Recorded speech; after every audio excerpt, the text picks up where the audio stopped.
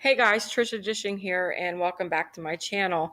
I just wanted to do a follow up, of course, since there's been breaking news regarding the Jussie Smollett case, and that we've definitely learned that it is definitely a hoax, which I had reported a couple days ago, amongst others who've been reporting on this because the narrative and the story and the investigation was absurd.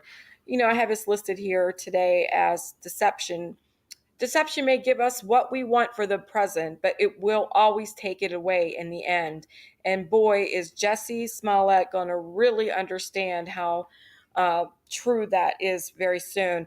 What was so sad about this whole situation is, and so angry and frustrating, is that he could have really started a riot and a lot of trouble in the United States. I mean, really serious things, because when you use trigger words like lynching and noose and things like that, you are going to spark outrage. You're going to spark feelings of anger and violence and things like that.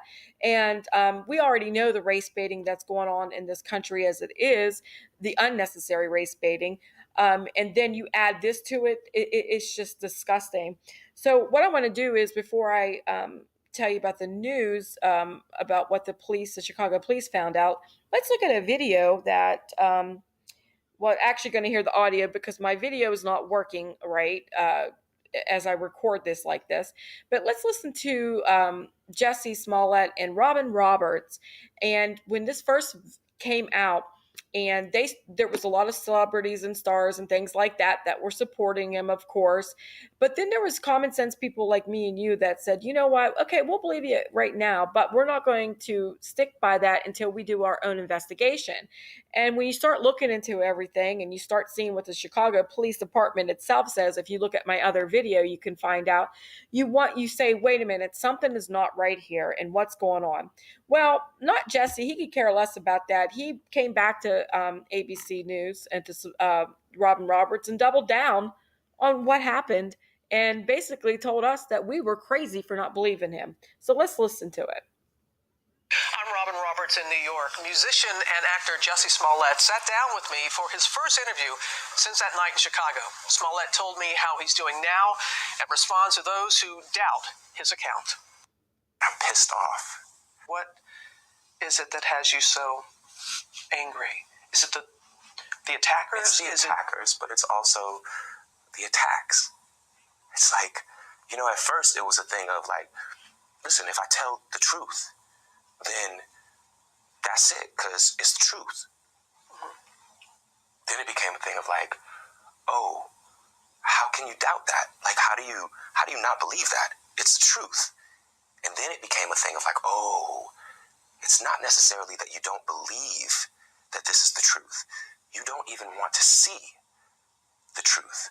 What happened that night, Jussie? When I landed in Chicago, and Frank Gatson, who's like my uncle, and he's also my creative director, and he picked me up. And then we got back to the apartment. There was no food. And so I went out to Walgreens thinking that they were 24 hours and to have a smoke. Walgreens was closed.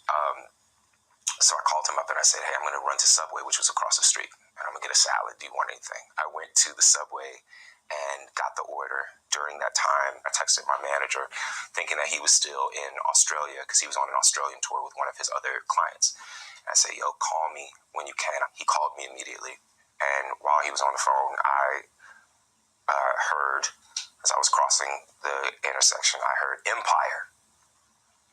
And I don't answer to Empire. My name ain't Empire. And I didn't answer. I kept walking, and then I heard Empire.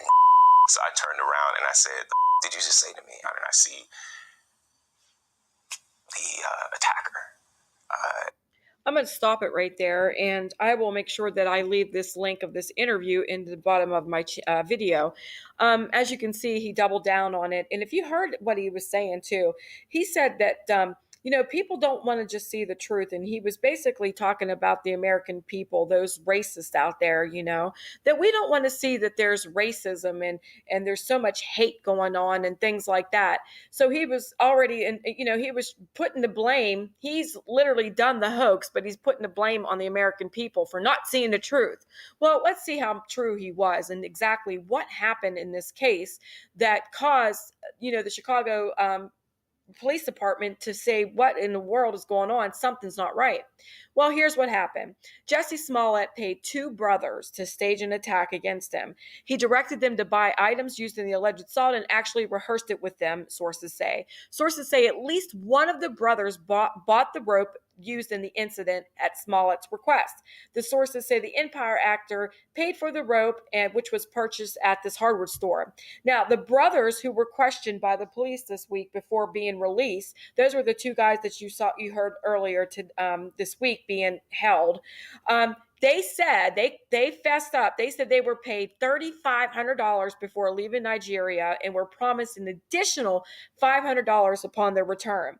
They left for Nigeria later the day of the attack on January 29th. Sources say the brothers held the rope, poured the bleach, and all that other stuff, and it was nothing but set up by Smollett.